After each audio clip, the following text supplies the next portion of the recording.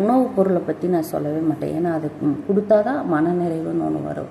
ஆனால் பொருட்கள் அப்படிங்கும்போது அவங்க ஒரு மைண்ட் செட் வச்சுருப்பாங்க, இப்படி தான் கொடுக்கணும் அப்படிங்கிற ஒரு ஒரு ரோல் வச்சுருப்பாங்க. அதை தாண்டி அவங்க கையாளும்போது ரொம்ப மனவலியாக இருக்குது. பட் இது எத்தனை பேர்த்துக்கு அப்படி இருக்குதுன்னு எனக்கு தெரில. பட் இது நல்லதில்லை.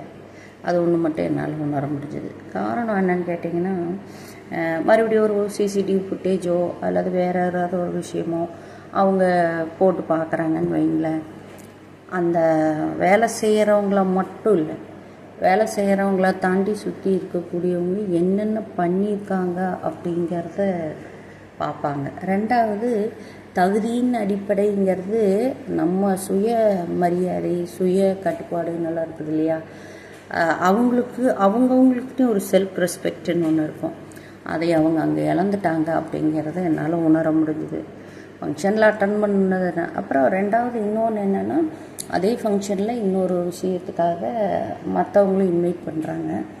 அது பண்ணும்போது இவங்களுக்குள்ளேயே ஒரு மாறுதலாக ஒருத்தருக்கு இவங்கள கூப்பிடக்கூடாது, அவங்கள கூப்பிடக்கூடாது, வேணால் நான் உனக்கு நான் இப்படி தகவல் அனுப்புகிறேன், அப்படி தகவல் அனுப்புகிறேன்னு பேசி ஒரு சில குறிப்பிட்டவங்கள அப்படி ஒதுக்குற மாதிரி பிஹேவியரெல்லாம் பண்ணும்போது இது எனக்கு ரொம்ப ஆச்சரியமாகவும் ரொம்ப வருத்தத்தக்க விஷயமாகவும் இருக்குது.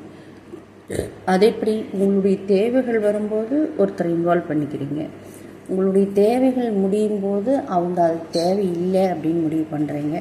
ரெண்டாவது, நம்மளும் அந்த சொல்லாமல் எடுக்கக்கூடிய பொருட்களை எடுக்கும்படியாக தூண்டுறதுக்கும் காரணமாக இருக்கும் அப்படிங்கிறத அவங்க அது நினைக்கிறதில்ல. பட் இதில் எனக்கு ரொம்ப உடன்பாடற்ற ஒரு மனவலி இருந்ததுனால இது உங்கள்கிட்ட ஷேர் பண்ணுறேன். இது எத்தனை பேர்த்துக்கு இந்த மாதிரி டக்கு டக்குன்னு ஒரு இடத்துல பொருள் கிடைக்குதுன்னு எடுத்து வைக்கிறவங்கள நீங்கள் சகிச்சுக்கிறீங்கன்னு எனக்கு தெரில. பட் என்னால் சகிச்சுக்க முடியல. அது ஒரு மாதிரியான ஒரு மனவலியை கொடுத்தது, அவ்வளோதான்.